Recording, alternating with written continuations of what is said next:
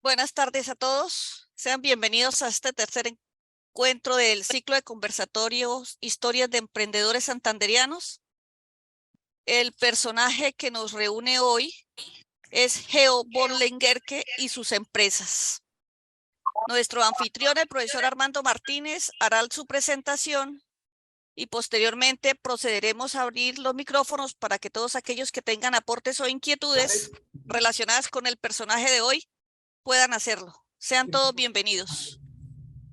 ¿Listo? Buenas tardes a todos y bueno,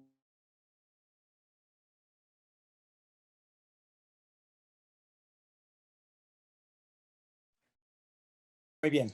Buenas tardes a todos. Voy a comenzar con dos. Buenas tardes. Buenas tardes, doctor Armando Martínez. Bien, empiezo con dos advertencias. El día de hoy falleció ayer, con lo cual voy a dedicarle unas palabras de agradecimiento. Álvaro Pablo Ortiz Rodríguez había publicado en la Universidad Industrial de Santander el último libro que se conoce sobre el personaje que nos ocupa el día de hoy. Por eso lo invité como mi contertulio, pero desafortunadamente no pudo llegar a la cita. Él no era nacido en Santander, pero sí era hijo y nieto de santanderianos, puesto que su padre fue Álvaro Ortiz Lozano, fue ministro del gobierno de Gustavo Rojas Pinilla. Él es egresado a la Facultad de Filosofía, Letras e Historia del Colegio Mayor de Nuestra Señora del Rosario. Fue catedrático del Rosario por lo menos desde 1979 y fue catedrático de muchas universidades de Bogotá y de la Escuela Militar de Cadetes. Es decir, fue un profesor muy conocido en las universidades bogotanas. Y se dedicó desde 1999 a la historia política de Colombia, a la historia de la nación y se ocupó también del Lengerke. Él publicó muchísimos ensayos históricos y literarios en muchas revistas y fue autor de 5 libros muy conocidos y fue reconocido por la Universidad del Rosario como profesor distinguido en 2 oportunidades y tuvo un premio anual a la docencia de excelencia. Por lo tanto, era un académico muy connotado y muy reconocido en la Universidad del Rosario. Desafortunadamente, ayer nos abandonó. En su libro, él nos indica que el personaje del día de hoy, George von Lengerke, ha sido prácticamente estudiado por la mayor parte de los hombres de letras santanderianos. Todo el mundo se siente atraído por esta figura y todo el mundo hace una primera aproximación. Él lista por lo menos 20 hombres de letras de Santander que le han dedicado párrafos o páginas. Y sabemos todos los santanderianos que nuestro gran escritor Pedro Gómez Valderrama, en La otra raya del Tibre, hizo una especie de mezcla entre la ficción y la memoria de su abuelo Zapatoca. Pero a pesar de tantas aproximaciones que has recibido el personaje,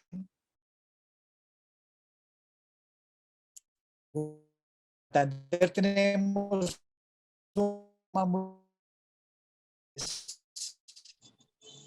son banalizados. ¿A qué me refiero cuando digo que son banalizados? Me refiero al hecho de que a pesar de haber sido tan importantes, tan inteligentes, tan emprendedores, en la memoria popular quedaron reducidos a cosas insignificantes y banales. En el caso del personaje que nos ocupa, que tenía una actividad sexual desenfrenada que dejó probablemente 500 hijos, que vivía borracho. Es decir, se lo reduce a lo más insignificante, mezquino y banal. Entonces, ese es el primer obstáculo epistemológico que uno encuentra con estos personajes. Es decir, la ignorancia total de la dimensión de su obra titánica. Se reduce a un par de chismes y con eso se le despacha.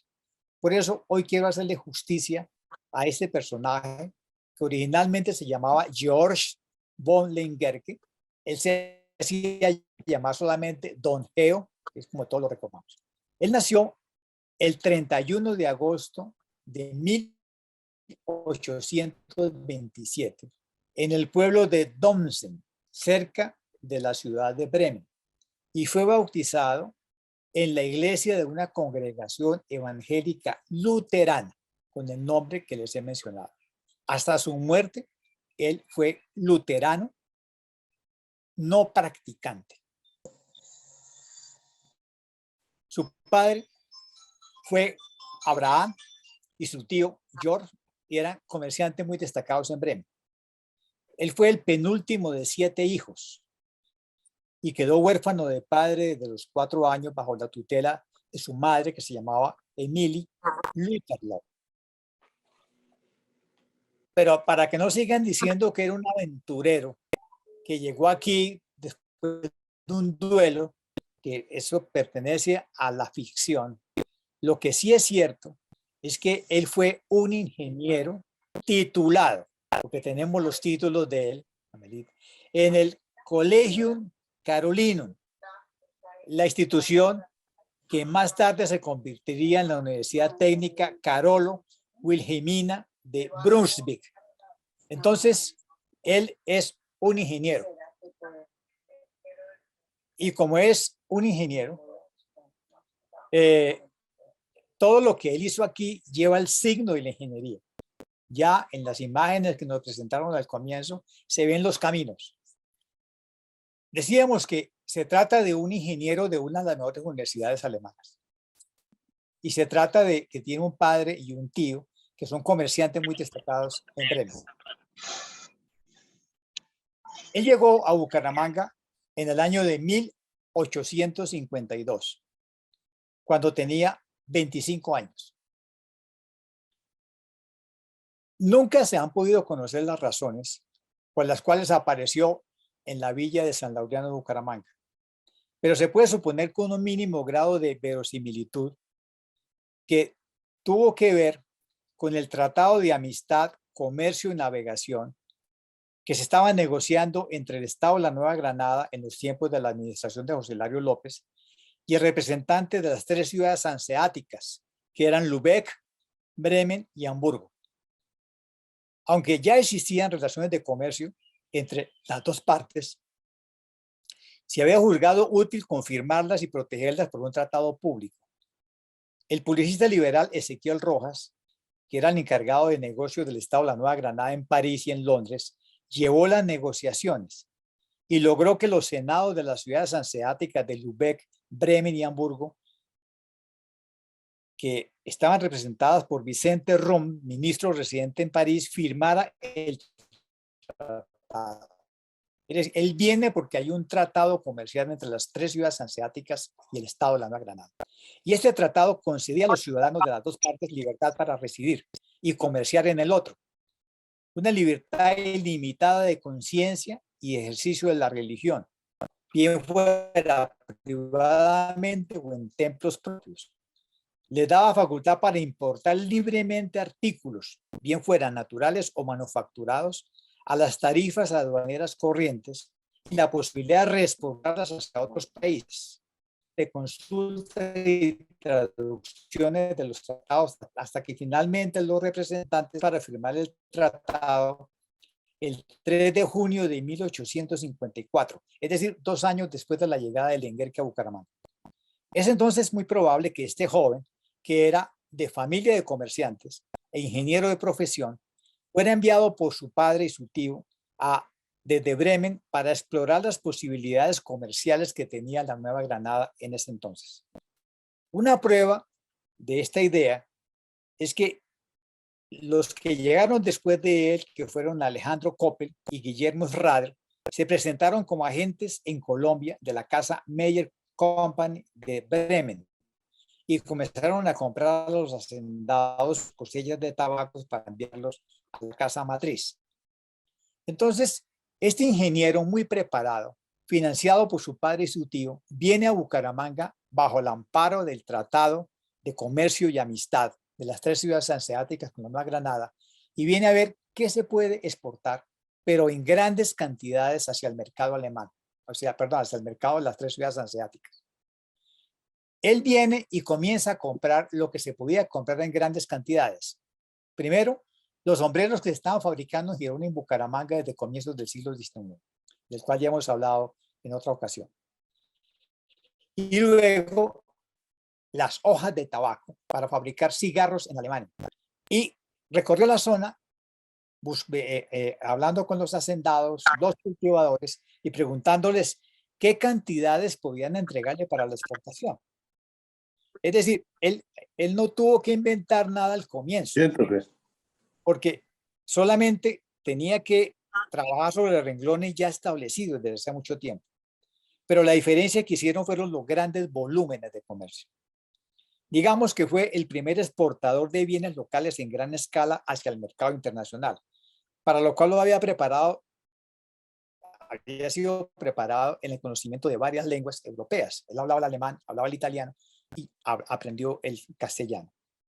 Un comprador de tal tamaño le cae bien a todo el mundo, como lo reconoció un cronista local cuando dijo: era Lenguerque una persona de agradable trato y de fisonomía distinguida y simpática, cortés y amable, a la par que obsequioso y de genio alegre. Supo con sus buenas prendas captarse la estimación general y sobresalía en las reuniones por sus buenas ocurrencias y daba marcadas muestras de cultura, particularmente por el respeto que siempre manifestó en actos públicos por la religión católica dominante, que no era la que él profesaba, pero por su respeto se atrajo muchas simpatías. Como les dije, él era luterano no practicante y ayudó a los curas de Zapatoca, de Tulca, todas Mire, partes, si yo le organizo aquí.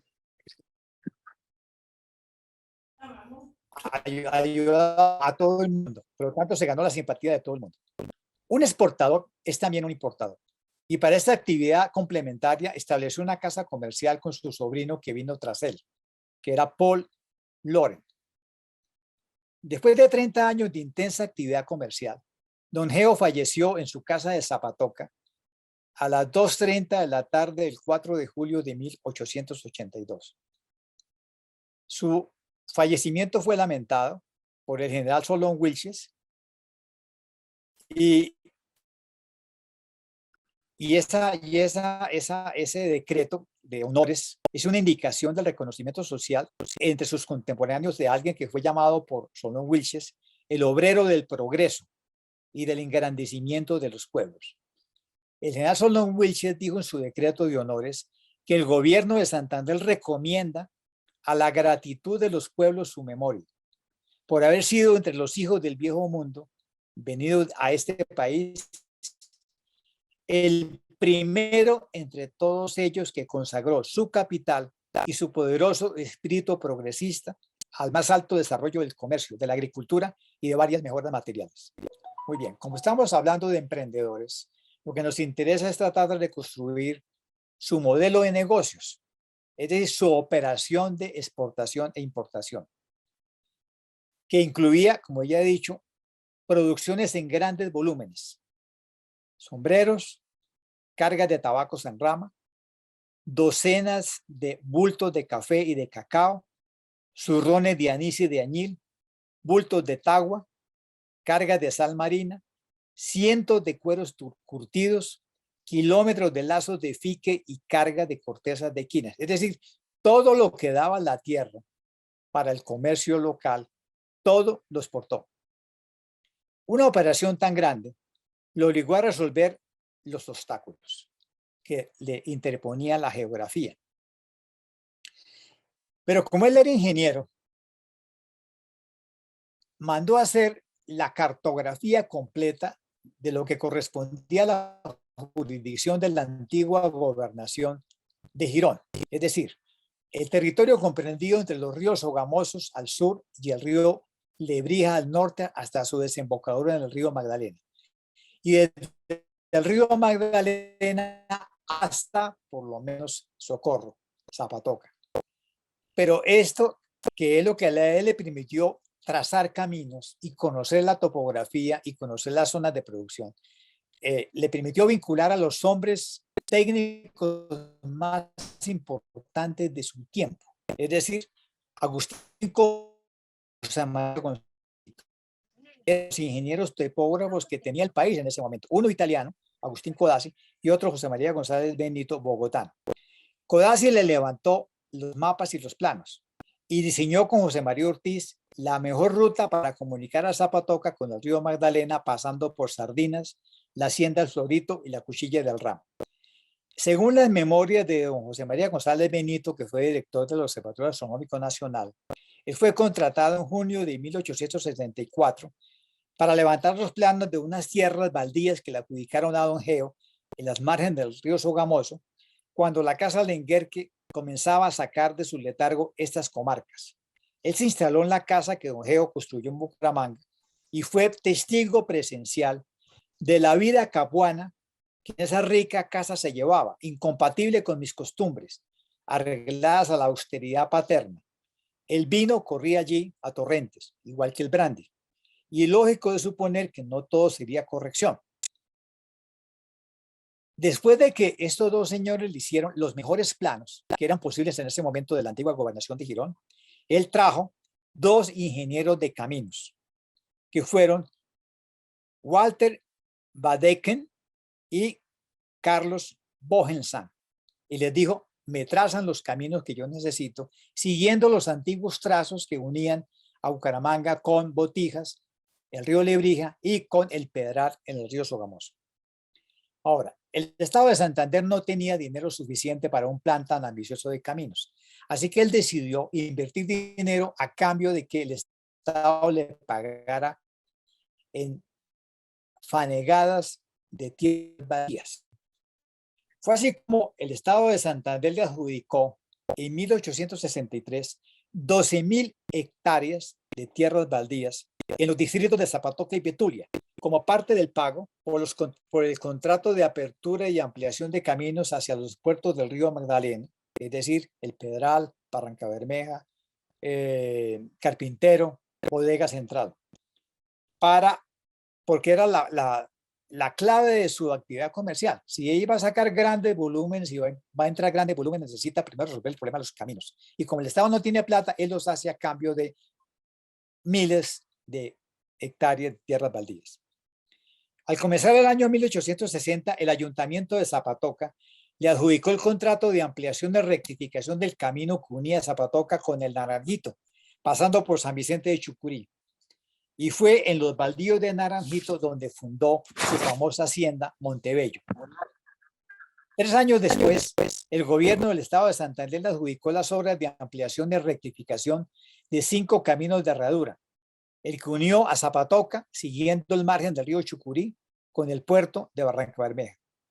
El segundo, el que unió a Cañaverales, es decir, Botijas, que permitía ir a Girón con Botijas sobre el río Lebrija y llevarlo hasta la Ceiba. Aquí lo acompañó don Juan Cristóstomo Parra como inversionista y lograron llevarlo hasta el Champán Viejo o la Ceiba por la margen derecha del río Sogamoso. El siguiente fue el camino que partía del caserío de Lincoln hasta el Tablazo para unir el camino del Sogamoso con el de Barrancabermeja. Y el último fue el que unía a Girón con el puerto de Marta en el río Sogamoso, es decir, hasta lo que hoy en día es la represa de Sogamoso, donde está la vereda Marta. Es decir, no estaba en 18, pero esas trochas miserables que venían desde los tiempos de la independencia tenían que ser reordenadas en función de las necesidades de exportación de su casa comercial y de todas las personas que establecieron casas comerciales. Es decir, él puso los dineros de obras públicas del estado de Santander y de las municipalidades en común con los suyos y se benefició con tierras baldías que dedicó a la producción de tabacos y quinas, así como a la producción de mulas para las recuas de transporte. Es decir, él también sabía que las mulas tenían que ser de él y a diferencia de otros de su época que no se embarcaron con mulas, él sí se dedicó a la cría de mulas y a formar grandes contingentes de trenes de mulas, porque él tenía que ser el principal usuario de los caminos. El cobro el cobro de peajes a todas las arrias ajenas le daba liquidez mensual, pero los vecindarios de San Gil, Socorro, Zapatoca, Piedecuesta y Bucaramanga se beneficiaron de esa red de caminos mejorada. Para asegurarse el pago de peajes, estableció garitas y puertas de hierro que mandó a hacer en Bremen, que fueron puestas por los puentes, cuya construcción contrató con el Estado de Santander sobre los ríos que se interponían en los caminos hacia el Magdalena. El puente de cables de alambre sobre el río y un puente sobre el río Sogamoso. Y hoy sabemos, los que han ido a Guano, ahí están dos de las puertas que él trajo de Bremen para cerrarlas a aquel que no le pagara el paso de las mulas y los peajes. La herrería tampoco, pero así es que movió fluviales solamente una ampliación de la escala del movimiento. El doctor Eduardo Rueda, un zapatoca que participó en la guerra de los 1000 días, recordó haber visto en la hacienda de Montebello unas 300 mulas de carga que salían en récords hacia sus almacenes establecidos en Zapatoca, San Gil, Socorro y Bucaramanga. El general Solón Wilches Calderón, presidente del Estado de Santander, y su aliado, fue un entusiasta defensor de Don Geo y de sus proyectos de ampliación de caminos. Los dos se sentaron a soñar el ferrocarril que uniría Bucaramanga con Puerto Wilches, donde las cargas serían pasadas a la Compañía Unida de Vapores de Robert Joy. Muchas personas educadas de Zapatoca y Bucaramanga se pusieron a su servicio como administradores y tenedores de libros, como contabilistas, de los cuales puede mencionarse a don Actón Rueda Otero, quien administró la hacienda Montebello hasta que la muerte lo alcanzó en su oficina de cuentas, y al contador alemán Georg Golke. El contador inglés Robert August Joy, quien estableció en 1865 la Compañía Unida de Navegación por Vapor en el río Magdalena, al reunir 5 buques de vapor en Barranquilla, vino en 1868 en el vapor Gaira hasta el puerto de Barranca Bermeja y de ahí recorrió el camino que había abierto Lenguerque hasta llegar a Zapatoca. Y lo hizo para tratar de calcular los tiempos del tráfico mercantil desde Zapatoca hasta Barranca Bermeja y poder coordinar los horarios para que los vapores que él traía desde Ambalema con la correspondencia hacia la costa y con el tabaco de Ambalema coincidieran con el momento en que llegaban las mulas de Olenguerque. Robert Joy quedó tan convencido del futuro de los caminos de Lenguerque que estableció una parada en Barranca Bermeja para sus vapores cuando firmó un contrato con el gobierno nacional para la conducción del correo en la ruta Honda-Santa Marta. Esta compañía fue organizada en Nueva York en 1981. En adelante se llamó United Magdalena Steam Navigation Company, hasta que en 1890 fue vendida por 140.000 pesos a la compañía de ingeniero Francisco Javier Cisneros. Hay un momento en la vida de Lenguerque en que aparece el boom de las quinas en los bosques de la cuenca del Magdalena, que en ese entonces eran jurisdicción de los departamentos de Guanentá y El Socorro, y el gobierno de Santander decidió asociarse en 1880 con Lenguerque y compañía para formar una sociedad industrial que se llamó Compañía Industrial de Santander. Exportación.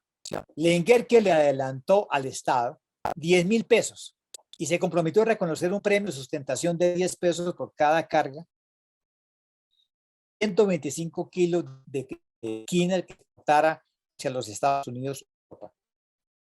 Pero resulta que se originó un conflicto que nadie previó, y es que el Estado de Santander le había cedido al gobierno nacional el territorio nacional de Bolívar, donde estaban justamente los bosques de quinas. Eso hizo que el gobierno nacional le diera el mismo a el gobierno que iba con y él iba con cortizos por los mismos bosques, dado que eran territorio nacional que había cedido previamente el Estado de Santander. La tensión terminó muy rápido, simplemente cuando el precio internacional de las quinas se redujo notablemente y la fiebre de las quinas terminó. La hacienda Montevideo que haya llamado la atención de todos los novelistas. Se convirtió en un centro de innovación tecnológica. Cuando Juan Francisco Gómez la visitó en abril de 1867, encontró en ella dos ingenieros que había traído del extranjero, Mr. Simpson y Mr. Langley, que estaban ocupados montando una máquina a vapor para moler la caña de azúcar y dos máquinas centrifugadoras para elaborar azúcares cristalizados. O sea, hizo un ingenio de cristalización de azúcar en Montebello con técnicos y maquinaria traída de los Estados Unidos. Ante el espectáculo de estas tres máquinas en operación, no pudo ocultar su asombro y escribió: la máquina de moler cañas ejecutó en un día tanto como pueden hacerlo 6 de nuestros molinos de piedra al mismo tiempo, y con tal perfección que el bagazo de la caña sale enteramente seco. Las máquinas centrifugadoras extrajeron en 2 minutos el azúcar que contenía una arroba de melado, poco más o menos que se puso en ella. Es decir, paralelamente a lo que estaba haciendo otro inmigrante norteamericano en el Valle del Cauca, en la hacienda Manuelita, él lo estaba haciendo en Montebello, es decir, cristalizando la miel para formar azúcar. Las actividades comerciales y las importaciones de mercancías europeas provocaron un cambio cultural entre la gente de Bucaramanga. En 1858 terminó Don Geo de construir el primer edificio de almacén que se vio en la calle del Comercio, con vidrieras de hierro, donde ofreció una variedad de ropa importada de Europa, de los Estados Unidos, así como un gran surtido de radio y cosas. Durante el Tívoli, en la 6ª cuadra de la calle del Comercio, que fue un sitio de diversión donde los bumangueses de la villa conocieron los juegos de bolos, el billar, el bar moderno de todos los licores, jardines y un patio con 2 trapecios. En las tardes y en las noches acudían a este sitio los caballeros para degustar los brandis y los vinos importados y para disfrutar los juegos modernos. En 1864, Lenguerque trajo a la bella cantante y actriz italiana Eugenia Bellini, quien ofreció varias funciones de su espectáculo a un público que quedó simplemente extasiado. Las costumbres y la moda cambiaron con rapidez, gracias al enriquecimiento de muchas familias dedicadas al comercio de exportación e importación. Aparecieron en las casas nuevas sensibilidades y gustos, muebles, paredes adornadas con papeles de colgadura, techos pintados, alfombras para cubrir los pisos, baldocines, mecedoras tejidas, objetos decorativos, nuevos licores espirituosos y alimentos importados. El cronista de nuestra villa, José Joaquín García, quedó impresionado y nos dejó la siguiente descripción.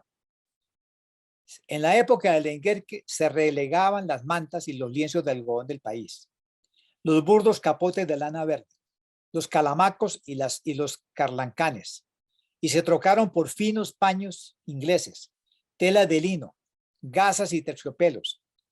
Los jipijapas de Girón quedaron suplantados por los cubiletes parisienses. Los jamones del país, los pavos, las ensaladas y las carnes que se servían en las cenas de antaño, se convirtieron en langostas, salmones, mortadelas. El picante de la tierra se convirtió en un refinado encurtido extranjero. Y el vino seco y las mistelas que usaron nuestros abuelos traídos de España dieron paso al brandy, a los vinos generosos. El chocolate fue reemplazado con el café, el tabaco rodillero con el diminuto cigarro y la calilla, y las conocidas conservas con los dulces cristalizados con azúcar cristalizada en la hacienda Montebello. En las salas de recibo de las residencias se pusieron cortinas de damasco y de punto, estatuas de porcelana y de bronce, mesitas torneadas. Se mandaron timbrar tarjetas de presentación y se retiraron las estampas de los santos que se ponían antes detrás de las puertas. En el Tívoli se veían litografías de bellas mujeres semidesnudas y las bandas de músicos animaban bailes de muchas galas. Las contradanzas huyeron y vino a reinar el Boston en los salones de baile, el foxtrot, el tresillo reemplazó en los juegos de mesa al tute y al chipolo, y los caballeros empezaron a lucir el reloj de faltriquera con cadena. Una nueva etiqueta social a la europea vino a sustituir el confianzudo trato campechano. Un nuevo trajo a la vida importado fijas. Es decir, señores, las 3 décadas de actividad emprendedora y empresarial de Don Geo en Bucaramanga y en Zapatoca es decir, entre 1852 y 1882, fueron una época de rápido cambio social y político. Nació el estado de Santander. Bucaramanga se hizo capital por 4 años. Luego siguió siendo el centro de la prefectura del departamento de Soto. La cultura de la villa de Bucaramanga se transformó. Las tiendas de la calle del comercio, que se habían llenado de objetos del mundo civilizado, mientras en las demás calles seguían circulando las recos de mulas con cajones de tabacos y sombreros, bultos de café y cacao, cueros curtidos, sales marinas. Arrieros y señoritas de distinción se mezclaban, así como caballeros alemanes y artesanos radicales armados de puñales.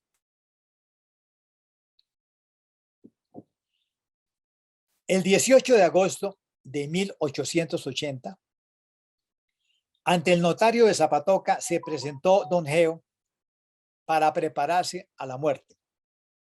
Todos sus bienes pasarían después de su muerte al sobrino que vino de Bremen para ayudarle como socio en todos los negocios, Paul Loren.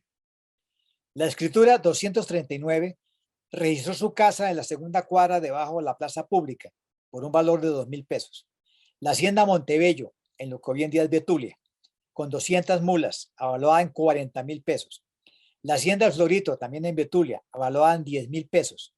Las acciones de recaudo del puente Leguerque sobre el río Suárez, avaluadas en 3.000 pesos. Y las acciones en la sociedad comercial que tenía con su sobrino Loren. Al final de su vida, pese a su bonomía, filantropía y piedad con los curas de las iglesias católicas, no le fue perdonado haber nacido en una congregación evangélica luterana, pese a que el tratado que había firmado el Estado colombiano con la Liga de las Ciudades Hanseáticas garantizaba libertad de culto a los inmigrantes extranjeros y que a la fecha de su fallecimiento los cementerios públicos no eran confesionales. El doctor Eduardo Rueda, un liberal zapatoca, nos cuenta cómo fue su final.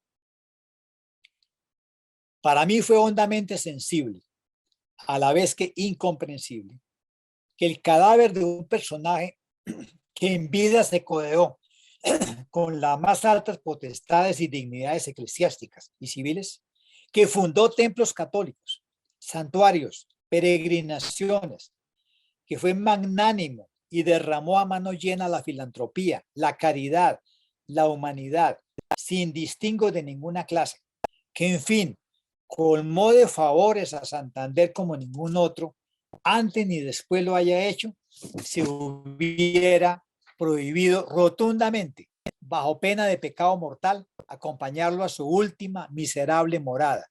¿Por qué? Por su credo cristiano protestante, aunque inocuo y no practicante. De todos modos, hoy en día, en el extremo secularizado del antiguo cementerio de Zapatoca, encontramos hoy su tumba, presidida por una cruz de metal, como recuerdo de un esforzado emprendedor que compartió un gran sueño de conexiones comerciales, caminos, puentes, ferrocarriles con el general Solón Wilches Calderón.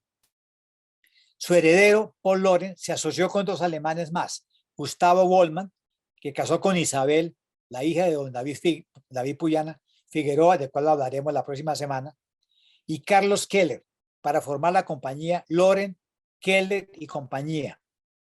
Paul Loren fue cónsul del Imperio Alemán en Bucaramanga y gerente del primer banco de Santander, lo cual permite suponer que el capital dejado por don Geo pudo reproducirse en las actividades financieras. Señoras y señores, el modelo de negocio que hemos visto de don Geo von Lengerke durante 30 años era el modelo de un importador y exportador a gran escala, que usando su formación ingeniero trajo cosmógrafos, geógrafos, ingenieros de caminos, que trazó la primera red completa que existió en la antigua gobernación de Santander usando las tradiciones de los caminos del siglo XVIII y sacó todo lo que pudo producido en Santander hacia el mercado europeo y norteamericano y que trajo a cambio las nuevas mercaderías europeas y norteamericanas que cambiaron totalmente el gusto y la sensibilidad en Santander, creando una época de gran progreso y de beneficios materiales en Bucaramanga que la transformaron por completo. Murió sin tumba en Zapatoca y su sobrino desarrolló por el resto del siglo el capital dejado. Por eso es una injusticia que se lo reduzca a un semental, a un borracho, cuando es una de las grandes épocas del emprendimiento en Santander. Desafortunadamente, mi contertulio de hoy no puede adicionar otras cosas, pero yo me cuento como él y como otros 15 santanderianos entre aquellos que hemos sido atraídos irresistiblemente por esta figura tan incomprendida y tan banalizada. Muchas gracias. Eso es lo que quería contarles en el día de hoy, dedicada a este emprendedor de Bremen, Alemania. Pido la palabra. Muchas gracias, profesor Martínez. Un momento, por favor. Entonces, a partir de este momento, quienes deseen pues hacer algún aporte o tengan alguna inquietud, les ruego levantar la mano y se les dará la palabra en orden. Eduardo pidió la palabra. Eduardo, ¿tienes la palabra? Muchas gracias. En primer lugar, un saludo muy especial para Armando Martínez por esta magnífica charla que nos ha traído sobre un personaje fundamental en la historia de Santander como fue Geo von Lengerke. Y realmente lo que él nos ha narrado corresponde a una realidad que tenemos que rescatar los santanderianos. Geo von Lengerke fue la persona encargada de enseñarnos a pensar en grande. Cuando llegó a esta provincia olvidada, Bucaramanga, una ciudad pequeña, bastante marginal dentro del contexto nacional para esa época, y nos encontramos con un personaje de esa magnitud que se dedica a todas esas actividades como las ha descrito Armando, es decir, a la explotación de la quina, del oro también, de los cigarros, del comercio, importación y exportación de mercancías, las casas de comercio que fundó, el café, el cacao, la construcción de caminos, el transporte a través de esas recuas de mulas, el ingenio de azúcar, en fin, esa cantidad de actividades que logró desarrollar gracias a que era un emprendedor nato y a que pensaba en grande. Es decir, a nadie se le había ocurrido en esa época auscultar esos caminos selváticos hasta el Magdalena Medio, pensando en que si no estábamos conectados con el río, que era el camino expedito para transportar y para generar riqueza, pues no íbamos a hacer nada. Él fue el que abrió esos caminos, él fue el que abrió esos potenciales, y yo creo que realmente ese es el gran significado de Geo von Lengerke, que no solamente llegó aquí a vegetar o a tratar de buscar una tranquilidad después de los problemas que ha tenido en Alemania, sino que llegó a trabajar con una hiperactividad impresionante y que logró atraer capitales para poder incorporar a todos estos esquemas de desarrollo. Yo creo que si hay una cosa que tenemos que invocar y exaltar, es precisamente esa condición de grandeza que supo sembrar Geo von Lengerke. Él fue el que empezó a hacer de Bucaramanga una ciudad importante y a hacer de la región del Estado Soberano de Santander, a la que pertenecía, una provincia importante. Tuvo eco en los presidentes, en los sucesivos presidentes de los Estados Soberanos, especialmente don Solón Wilches, y realmente, pues todo lo que hacía era verdaderamente admirable. Ese final que nos ha narrado Armando, que le correspondió sufrir, padecer, realmente no se compadece con lo que fue ese legado inmenso que tuvo que le ofreció Geo von Lengerke a la región.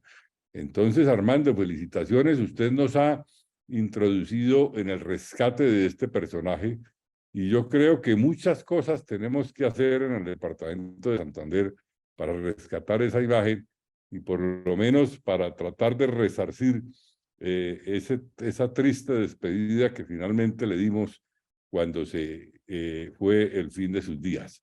Yo creo que tenemos que pensar en eso y tenemos que pensar en proyectar eso a las nuevas generaciones, porque realmente a Santander, si hay una cosa que le ha hecho falta es la de pensar en grande. Nosotros pensamos siempre en chiquito.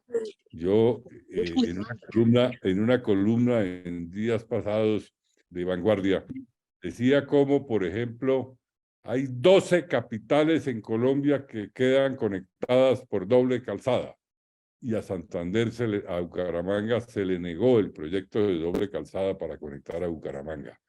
Entonces es una cosa, una falta de liderazgo y una falta de grandeza que tenemos los santanderianos que nos va marginando de las grandes decisiones y de los grandes proyectos y que si no rescatamos esos ejemplos y si no proyectamos esa imagen, pues seguramente el futuro va a ser un poco aciago. Muchas gracias, Armando, y un saludo para todas las personas que están aquí conectadas en este foro tan importante. Muchas gracias, Eduardo. Sergio Rangel, ¿tienes la palabra? Sergio, por favor, levantas el micrófono. Ya. Bueno, don Armando Martínez, presidente de la Academia, ha hablado usted total, claro y sustancioso. Lo mismo Eduardo Durán. Y yo quería simplemente hacer un comentario sobre Álvaro Pablo Ortiz. Álvaro Pablo Ortiz me obsequió el libro en Bogotá en una oportunidad y me dijo, el tema Lenguerque ha terminado, es suficiente, no hay más que decir de Geo von Lenguerque. Yo le dije todo lo contrario, mi apreciado Álvaro. Todo lo que hay que decir en Santander se trata de decirlo a partir de lo del Lenguerque y todo lo que usted ha escrito sobre el Lenguerque. Santander comienza.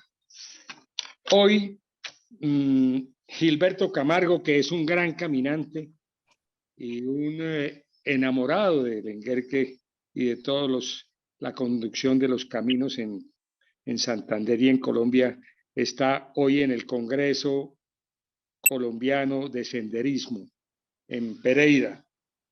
¿Eso qué quiere decir? Eso quiere decir que nosotros tenemos abierto un gran porvenir para el tema turístico y no solamente para el tema turístico, sino la comunicación completa de la gente campesina. Porque es que si ustedes miran el camino de Compostela, en donde 2 millones de personas se comunican y van no solamente a hacer peregrinaje, sino que van a conocer unas regiones que si no fuera por el camino de Compostela no se conocerían. Entonces, todo lo que nosotros tenemos en Santander y en Colombia se va posiblemente a conocer a través del senderismo y de los caminos, porque esa es una cosa sumamente interesante del senderismo. Este personaje que es Gilberto Camargo, que es un lenguerque de este siglo, pues no de esa dimensión, pero sí que entiende cómo el senderismo sería tan interesante nosotros para capturar ese tema que se nos va de las manos con la belleza que tenemos nosotros en Colombia y que podemos rescatarlo a través del senderismo y de lo que toda la gente quiere, que salir de la ciudad para hacer otra actividad diferente y nueva. Entonces, yo pienso que este tema del senderismo en Santander es muy importante y en todo el país también es sumamente importante para que nosotros podamos seguir las huellas del Lenguerque. Lenguerque hablaba en su época del ferrocarril de sangre. ¿Cuál era el ferrocarril de sangre? Pues que decía, pues es que aquí todos se están transportando en mulas y él fue uno de los criadores de mulas más importantes que ha habido en esa época en Colombia, pero pensaba, por eso los caminos de Lenguerque son amplios, son grandes. Él lloraba y decía, yo lloro cuando tengo que romper los caminos de los indígenas y los caminos reales, porque le tocaba, eran caminos muy suaves en curvas completas para que la gente no se fatigara tanto. Pero él estaba pensando en los ferrocarriles de sangre que eran mulas, bastantes mulas tirando carretas. Eso es lo que él estaba pensando, pero no le alcanzó la vida para llegar a eso. Entonces, lo que nosotros tenemos en este momento es la posibilidad de que, en cambio de esas cantidades de dinero que se gastan también en carreteras a veces inútiles, porque ese chasco que sufrió toda la ingeniería colombiana con la Gran Vía en el Cauca. Entonces, ese es un gran chasco total, porque si nosotros con las acciones comunales en los pueblos podemos reactivar la hechura de caminos en piedra, que nos sobra tantísima piedra que tenemos nosotros para no lanzarla a las manifestaciones, sino hacer los caminos en piedra, entonces vamos a tener un senderismo maravilloso. Ese senderismo nos va a redimir económicamente las regiones del campo. Ahora, que las motos y las bicicletas se nos van a meter por los caminos también es muy posible porque ahora pues se sustituyeron las mulas y los caballos por las motos y los campesinos tienen motos todos. Pero bueno, eso sería un tema de reglamentar.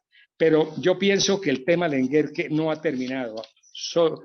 Quiero decirlo, comienza solamente, y se lo dije yo ese día que nos encontramos con Álvaro Pablo Ortiz, de quien a su familia le expreso mis sentimientos de pesar y sobre todo a nuestro gran amigo, el médico Donaldo Ortiz, su primo muy querido, que con él tuvimos muchísimas charlas y con Álvaro Pablo. Bueno, muchas gracias. Muchas gracias, Sergio. ¿Tiene la palabra, Eduardo? Levanta el micrófono, por favor. Gracias, Armando. Yo quiero aprovechar la coyuntura para que hagamos claridad sobre un tema que clarificamos en Boyacá. ¿Qué es exactamente un camino real? ¿Qué debe entenderse por camino real? Gracias por la pregunta, Eduardo. Aquí de piedra. Es aquel que ha recibido el apoyo directo a través de cualquiera de sus cajas de la Real Hacienda. Entonces, cuando la Real Hacienda o un virrey ordena invertir en un camino, se le ponen los sellos del rey y se amojona, marcando las leguas, y se llama camino real. Igual que hoy en día tenemos caminos nacionales, caminos veredales, pero cuando el camino es nacional, es de la nación. Es decir, aquí usamos eso con mucha alegría, que Lenguerque hizo caminos reales. No los podía hacer porque ya el rey no existía. Son caminos particulares concesionados por el Estado de Santander, que el Estado se los paga en tierras baldías. Entonces, los caminos hicieron así, o sea, el Estado no tiene plata, entonces le doy tierras baldías, usted disfrute las tierras baldías, y se traiga cosas, y a cambio hágame el camino.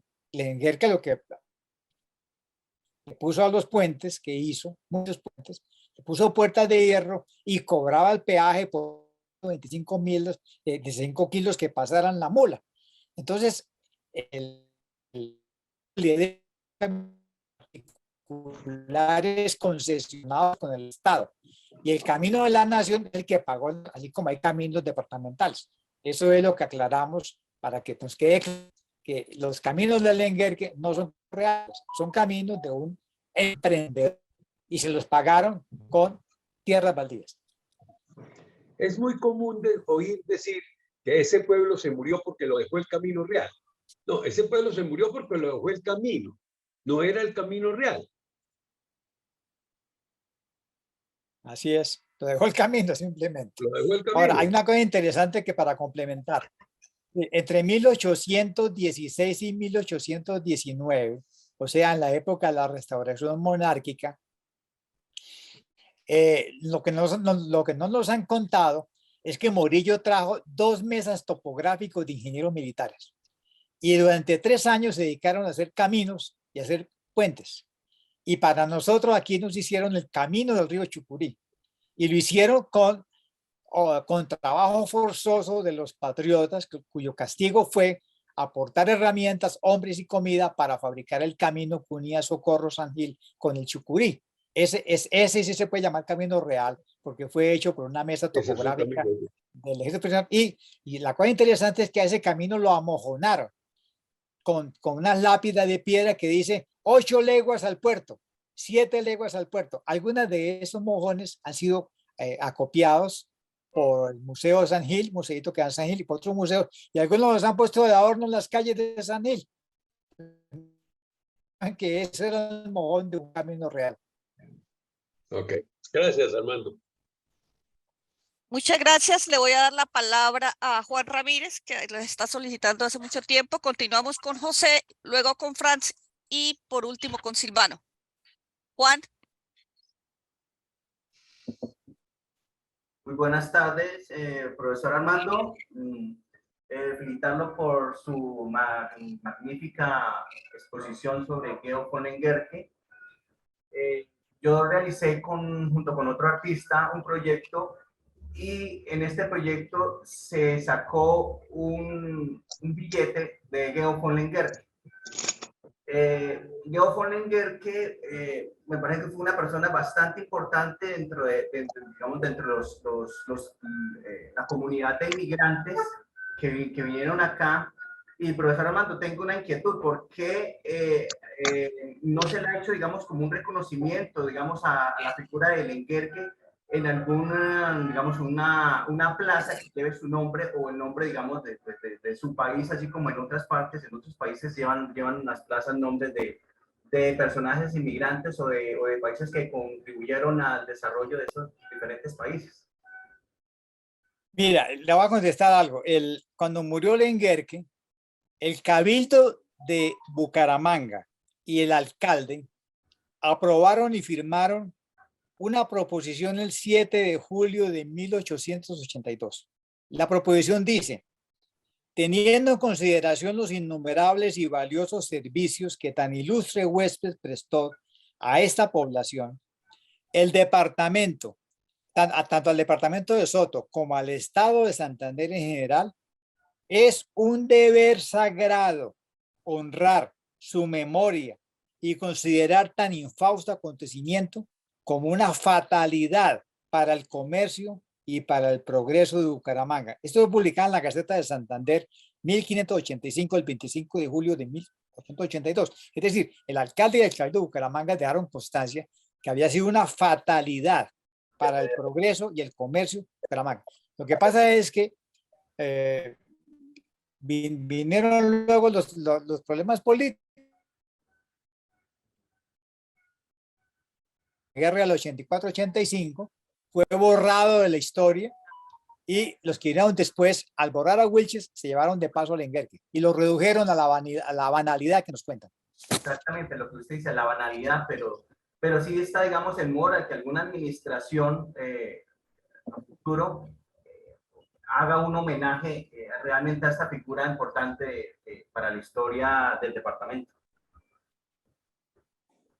Gracias, profesor Armando. Queremos que eso suceda. Sí, gracias. Gracias. José, ¿tienes la palabra? Bueno, mi nombre es José Solano. Me siento muy orgulloso de haber nacido en la finca El Florito. En aquella época, en 1942, mi padre era el mayordomo, Salvador Solano Castillo, y el propietario de esa finca en aquella época era el doctor Garavito Durán. Conozco la finca palmo a palmo, a pesar de haber sido tan niño, y después mi padre pasó a administrar la finca Montebello, de propiedad de don Pedro García, los dueños del Pensil. Gracias, José. Franz, ¿tiene la palabra? Gracias, Albita.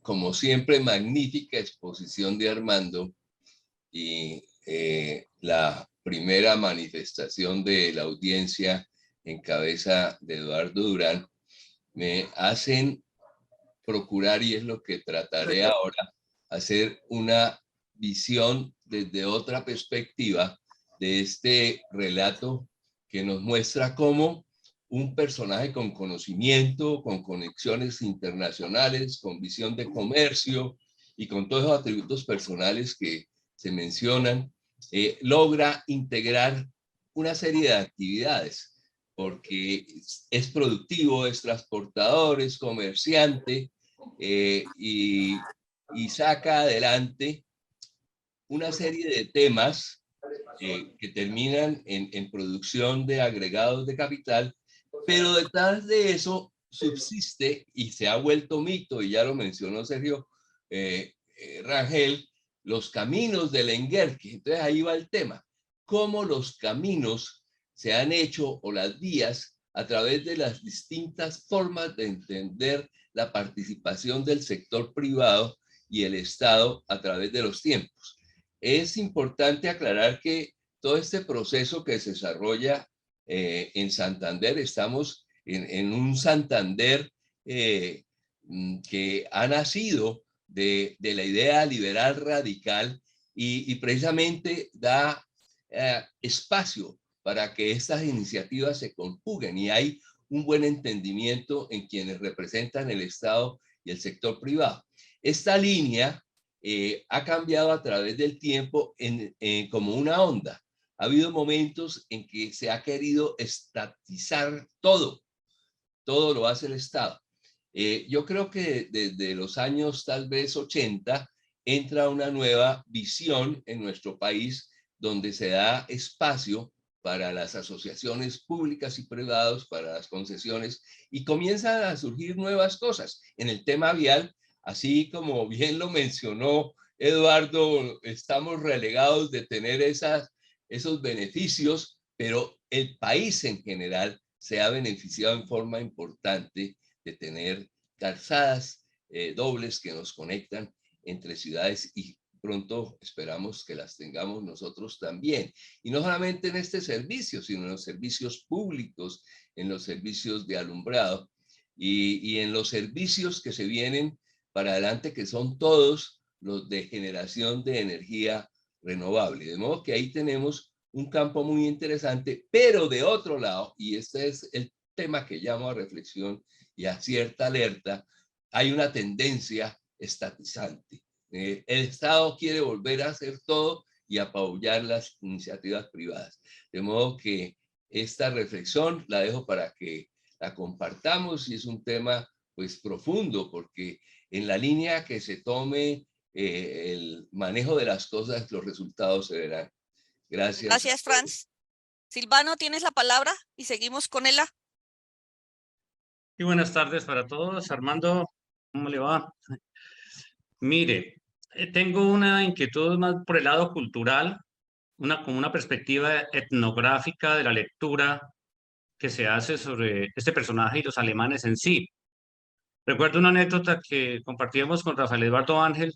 Él decía que en aquellos días, la segunda mitad del siglo XIX, un viajero que se desplazaba de Bucaramanga a Bogotá por el camino de San Gil, en una fonda encontró, le llamó la atención que en su llegada había dos campesinos de Chocato de Fique, ruanudos, con mucha barba, ahí tirados sobre los costales, durmiendo pues una borrachera. Y entonces se preguntó, ¿y ellos quiénes son? Entonces la persona que atendía en la fonda es que le contesta, esos eran alemanes, los tumbó la chicha. Entonces la expresión eran alemanes y es como un indicador de sus niveles de inserción en el campesinado. Trajo Lenguerque y trajeron ellos campesinos alemanes que se vincularon con el campesinado nuestro en la época. O sea, qué niveles de inserción se dieron.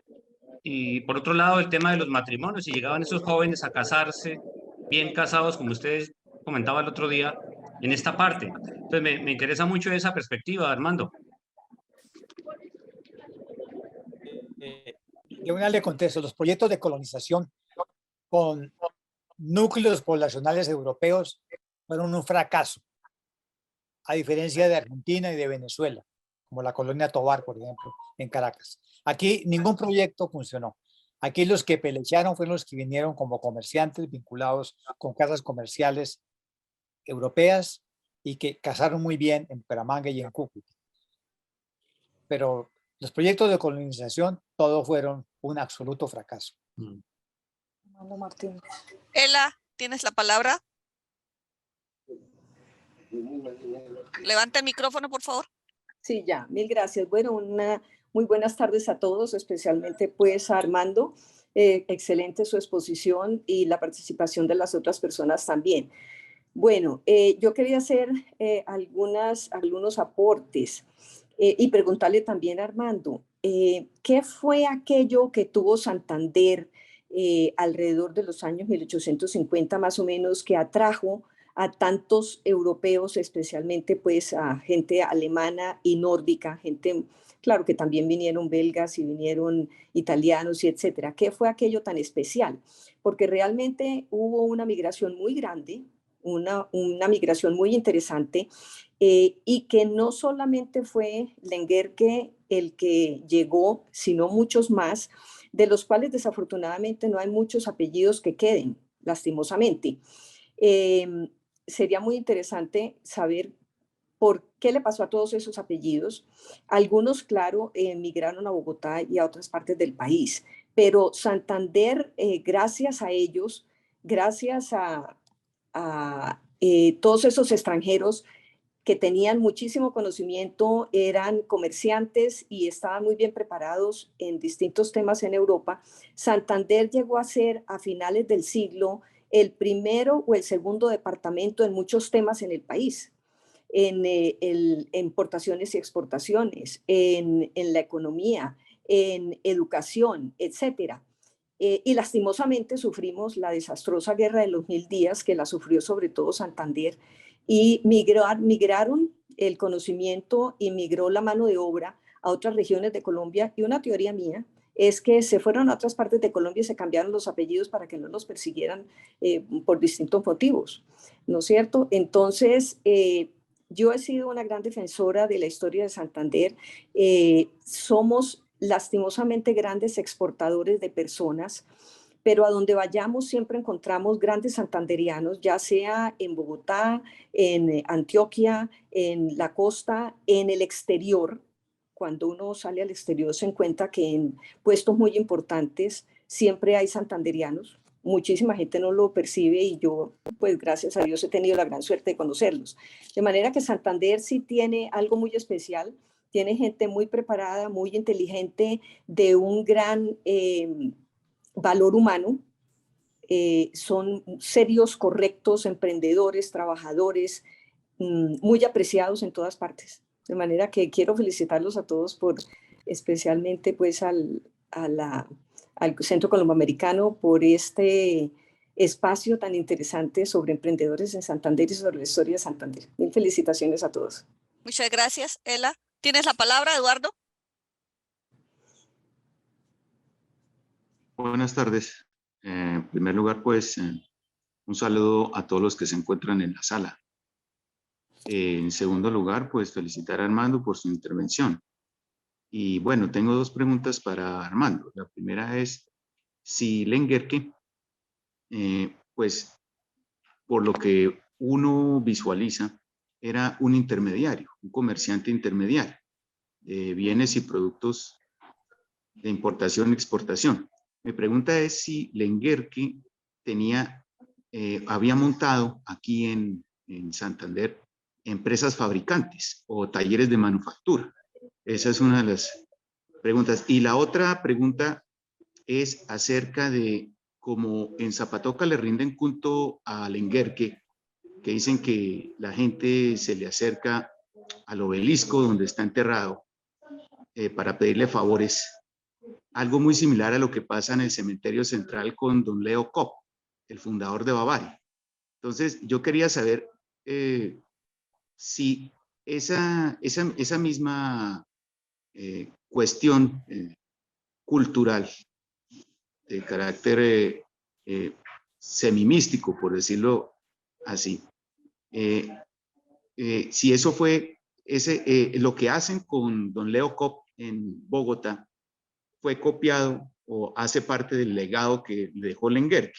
Entonces, es decir, que le rinden culto a estos personajes, empresarios, comerciantes, entonces, emprendedores. Entonces, no sé si, y que pues van a sus tumbas a hablarles, pues para que le concedan milagros, entre comillas. Entonces, no sé, ¿de dónde nació ese mito que está dentro del inconsciente colectivo? Muchas gracias. Eduardo, la primera pregunta es fácil de responder. Él vino como intermediario, pero se convirtió en un productor. O sea, él pasó de ser un comerciante intermediario a ser un productor para sus propios productos y un exportador. Y también fue un gran transportador, de modo que él fue más allá de lo que originalmente vino, por eso tuvo tanto impacto. Y a la segunda pregunta no tengo explicación porque yo no me meto con la magia. Y si alguien va mágicamente a hablar de una estatua, pues eso no pertenece a la ciencia. Gracias, profesor. Héctor, ¿tienes la palabra? Levanta el micrófono, por favor.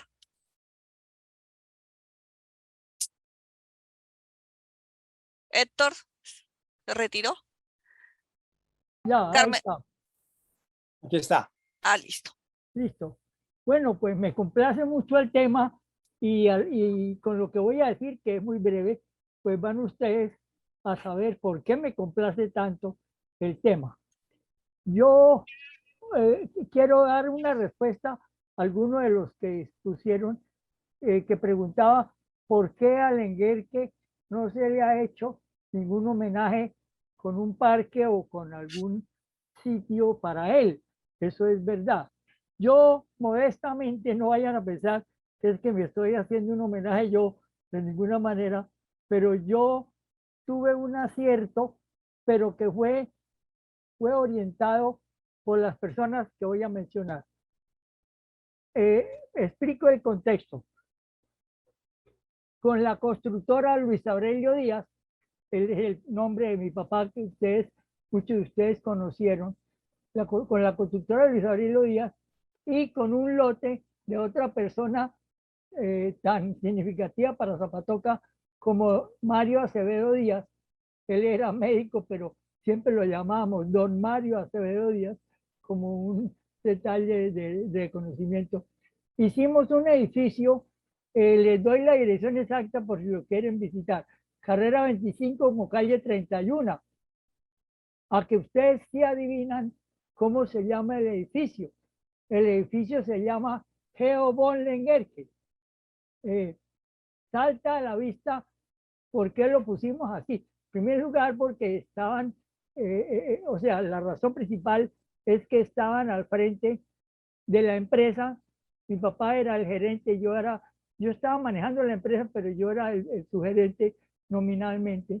Y estaba Mario Acevedo Díaz, persona supremamente valiosa para la historia de Santander, no solamente por su vida pública, sino por lo que significó su trabajo como historiador. Entonces, ese es un modesto homenaje que le hicimos a Geo von Lenguerque, repito, carrera 25, calle 31, o sea, una cuadra hacia abajo del Parque de los Niños. Ese es como, me atrevo a decir que es como el único lugar que lleva el nombre de Geo von Lenguerque en Bucaramanga como sitio. Entonces, ahí queda pues el testimonio que me complace mucho exponerles. Estaba tratando en mis archivos de buscar una foto donde apareciera la placa que colocamos de Geo von Lenguerque, pero no la encontré. Cuando la encuentre se la mando a la academia para que quede como un testimonio a Geo von Lenguerque. Por ahora ese era mi comentario sobre el edificio Geo von Lenguerque. Muchas gracias. Vamos a darle la palabra a Carmen C, que le estaba solicitando hace rato. Seguimos con Agustín, con Raúl y con Hilda. Carmen C. Gracias. Felicitaciones a Armando por esa magnífica explicación y conferencia, y también a Eduardo, a Sergio, a todos, incluyendo la última persona que habló. que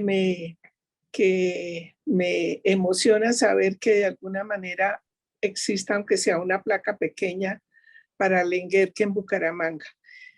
Albita, pues lo que yo quería decir, y de pronto Sergio Rangel puede conocer parte de lo que yo voy a comentar. Digamos, de los 86 municipios que tiene Santander, yo conozco 82. Parte de esos municipios es en el Carario Pon, yo conocí Santa Elena, Santa Rita, Guacamayo.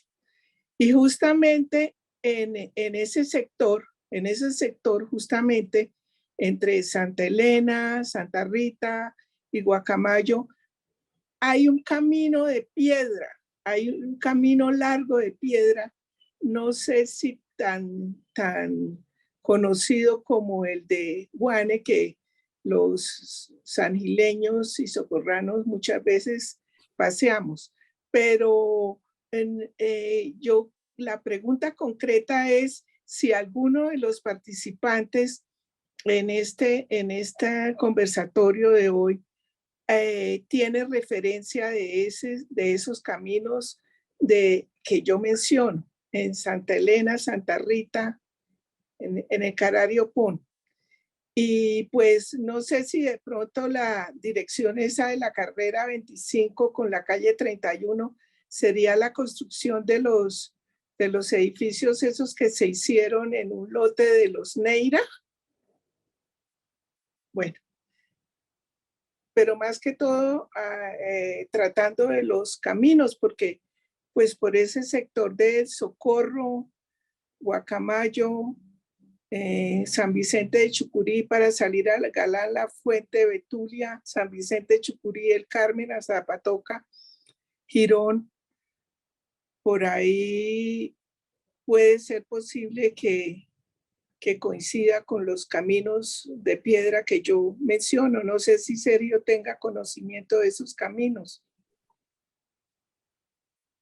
Muchas gracias, Carmen C. Le doy la palabra a Agustín. Gracias. Bueno, la inquietud mía para Armando es Leo von Lenger, que sale de Alemania, así como de rapidez, y llega, mira hacia Sudamérica. ¿Por qué escoge a Colombia? Y más que eso, ¿por qué escoge a Santander, siendo que desde afuera se ve como escondido, no está en la ruta hacia Bogotá? ¿Qué atractivo habría encontrado él aquí en Santander y por qué hay ese atractivo?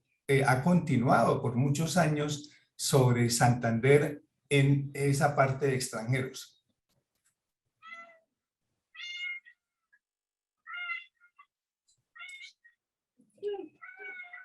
Profesor Martínez, levanta el micrófono, por favor.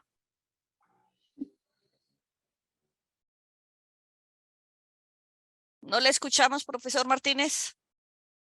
Ya. Yo creo que son razones de tipo político.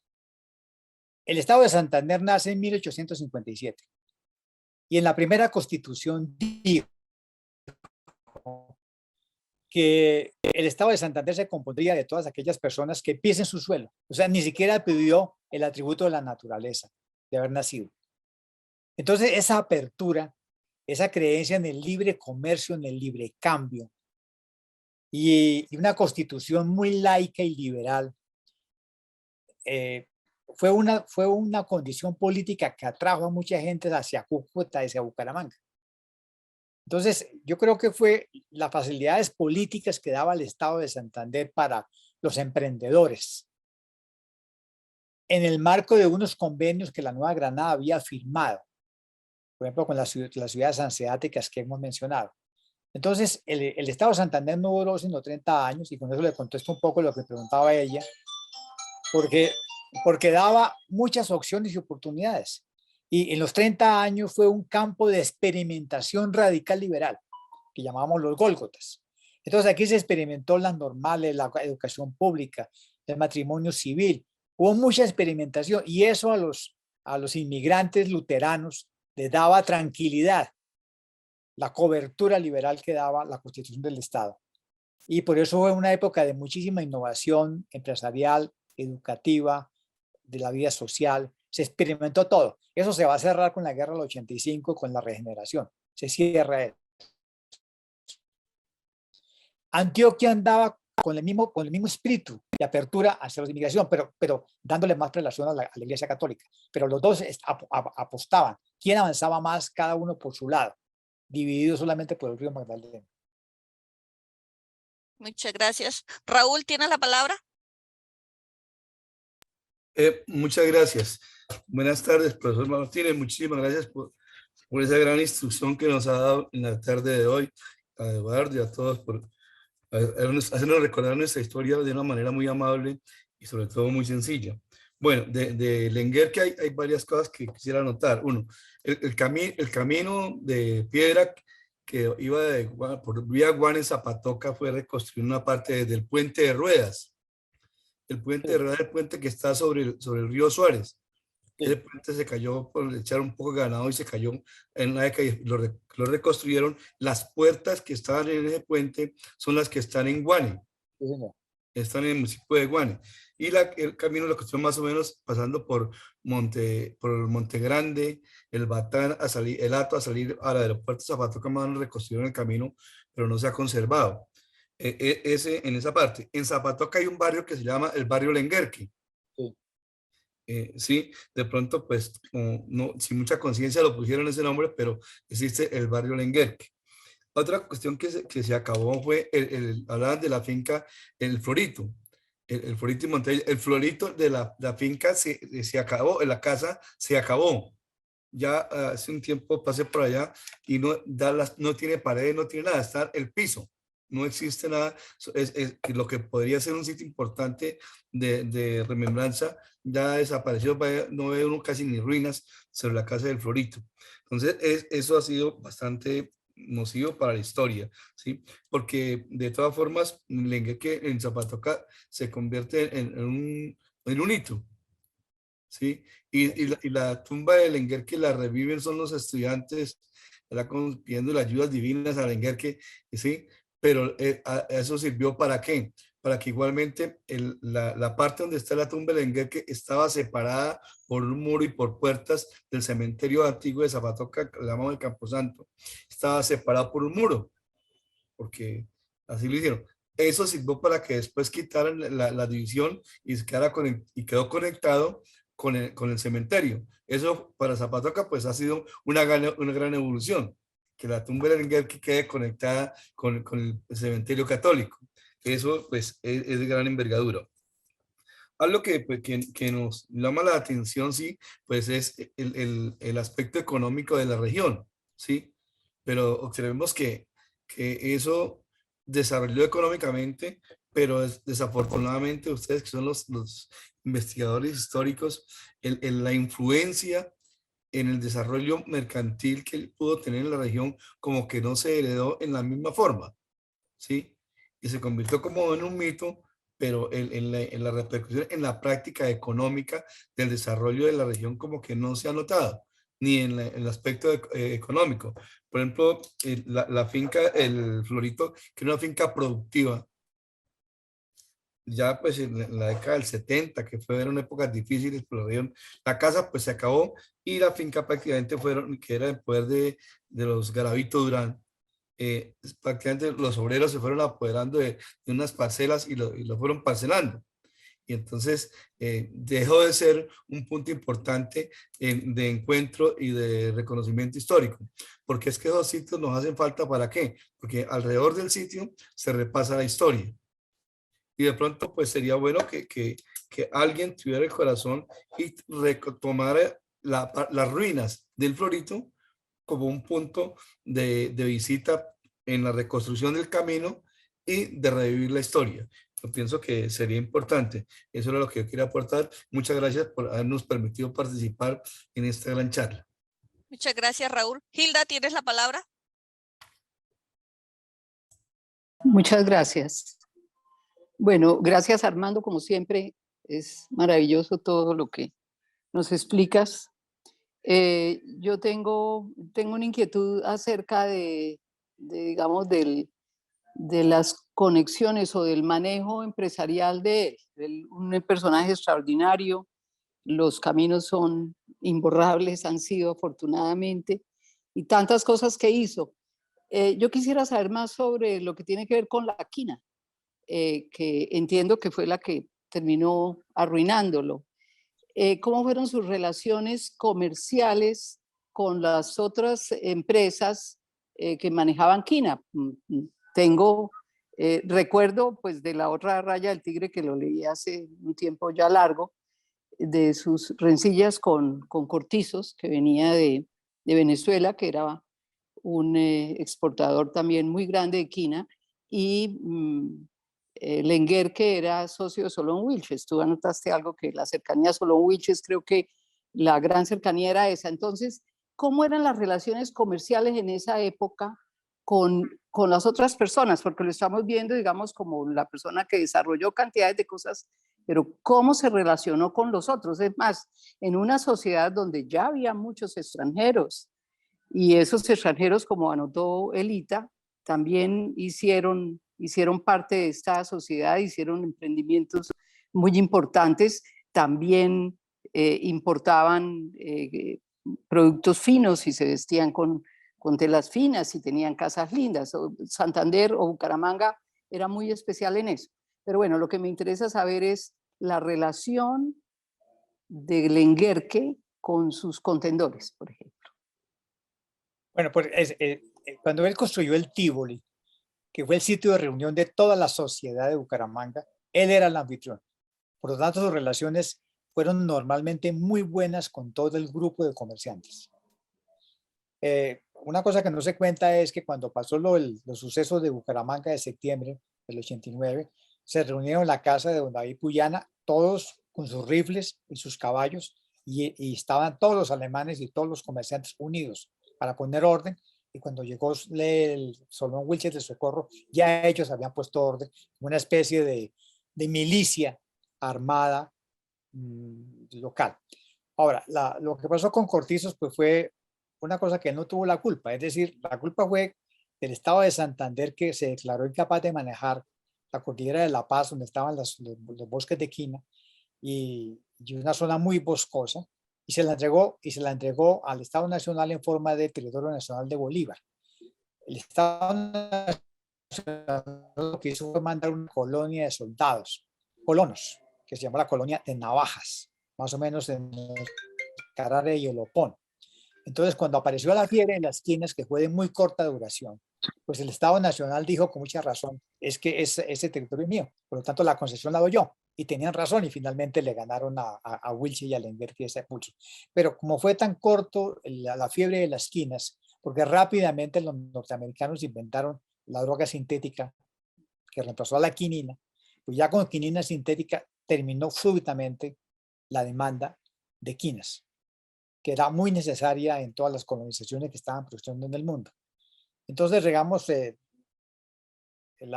fin del boom de las quinas tan corto terminó eso.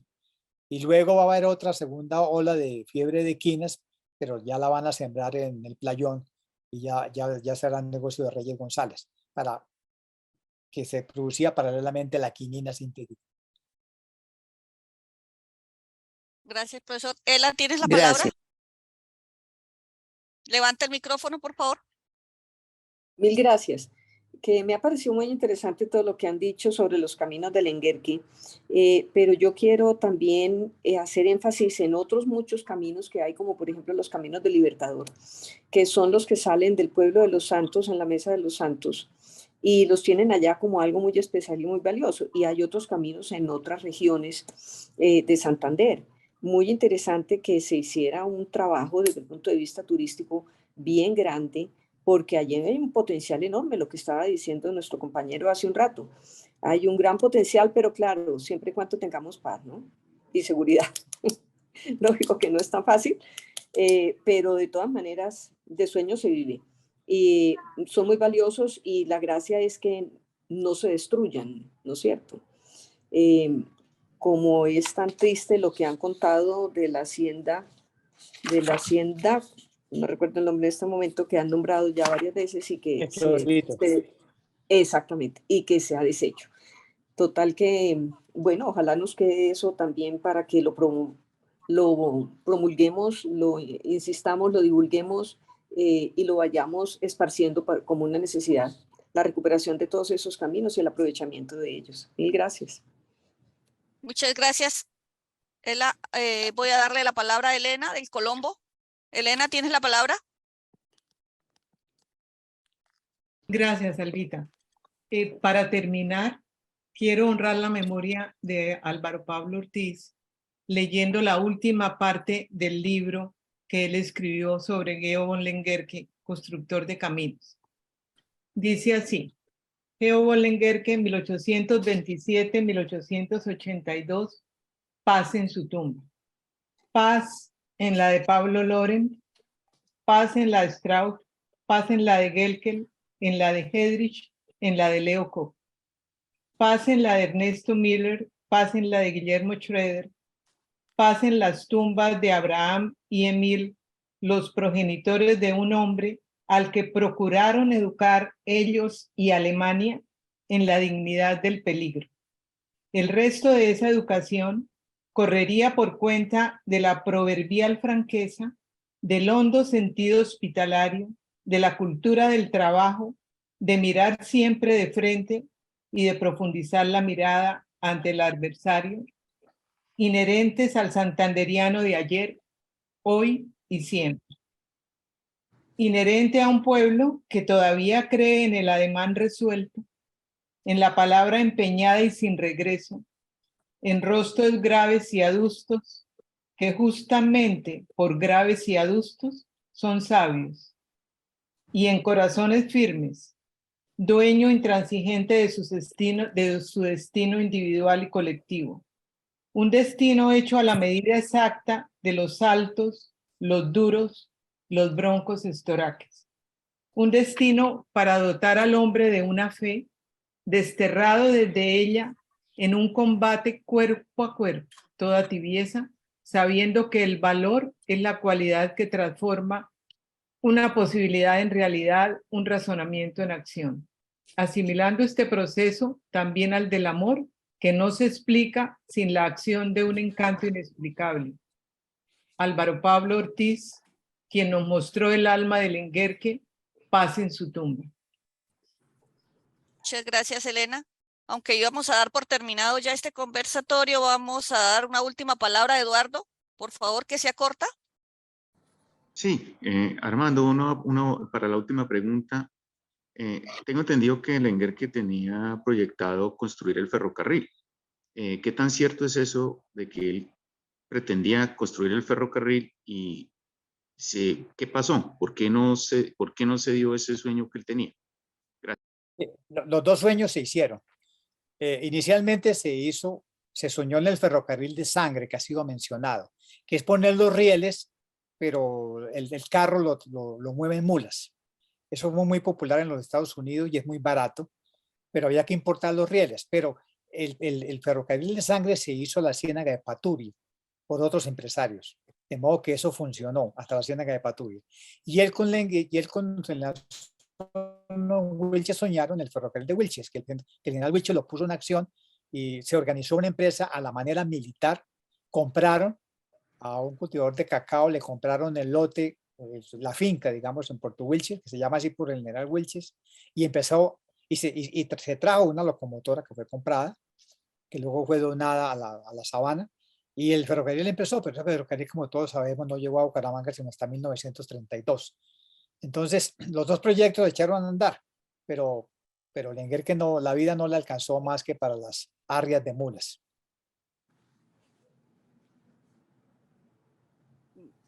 Bueno, para terminar voy a leer una última pregunta, que es de Pastor Virbiescas Gómez. Él le pregunta al profesor Armando Martínez: en los archivos de la justicia alemana, Geo von Lengerke figura o no como prófugo. Pues yo no he estado nunca en los archivos alemanes, pero hay una alemana que vive aún, que se ha interesado muchísimo por este personaje y ha ido a buscar la partida de bautismo, toda la información de la familia, y ella por supuesto no ha encontrado nada. Y la prueba de que no fue un prófugo es que todas sus exportaciones iban para Bremen. Claro, que era una de las 3 ciudades hanseáticas. O sea, un prófugo no se pone a mandar mercancía, y además él regresó en vida a visitar a su madre. Y por supuesto que no le pasó nada porque no era ningún prófugo. Bueno, entonces vamos a dar por terminado este encuentro, pues pasamos de la hora estipulada, y decirles a todos que quedan cordialmente invitados para el día 24 de marzo, el próximo viernes, con nuestro personaje David Puyana Figueroa y sus empresas. Muchas gracias a todos y hasta un próximo encuentro. Gusto verlos, a los que se dejan ver. Gracias. Abrazos. Gracias. Gracias a todos. Muchas gracias, Albita. Muchas gracias. Feliz fin de semana. Gracias. Gracias a todos. Gracias. Muy amable. Muchas gracias. Gracias.